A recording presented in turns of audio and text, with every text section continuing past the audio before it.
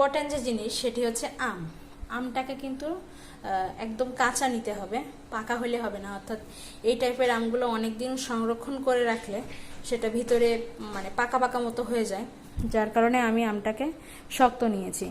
আর শক্ত নেওয়ার কারণটা হচ্ছে কাঁচা আমের টেস্টটা অনেক সুস্বাদু হয় এবং কাঁচা আমটার স্বাদটাও অনেক ভালো হয়, যার কারণে শক্ত আম নেওয়া।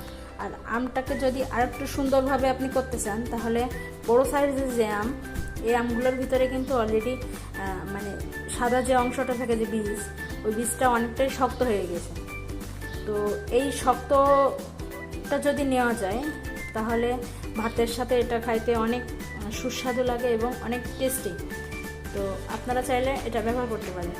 দেখুন আমি কি রকম নিয়েছি, আমটার এটা কিন্তু শক্ত হইতে হবে। এই যে এটা দেখুন কতটা শক্ত, আমটা সফট বাট ওটা শক্ত, ওটাকে রাখতে হবে, রাখলে অনেক সুন্দর লাগবে। তো আর এখানে আছে আমার এই সাইজের একটা পাতিল আপনারা যে কোনো পাতিলে করতে পারেন, এটা ফ্যাক্ট না পাতিলটা।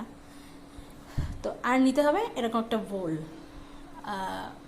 কৌটা, কাচের যে এগুলো আছে এরকম।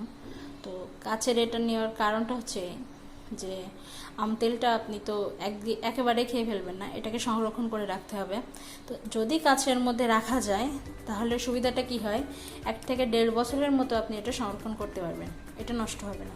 তো চলুন দেখে আসি কিভাবে আজকের আমের এই রেসিপিটি আমরা তৈরি করছি। তো দেখুন আমি অলরেডি গ্যাসটাকে অন করে দিয়েছি, এখন আমার পাতিলটাও গরম হয়ে গিয়েছে। তো এর মধ্যে কিন্তু কোনো পানি রাখা যাবে না, তা নাহলে তেল দিলে এটা ফুটে যাবে। তো আমি এখন এটার মধ্যে তেল দিয়ে দিচ্ছি।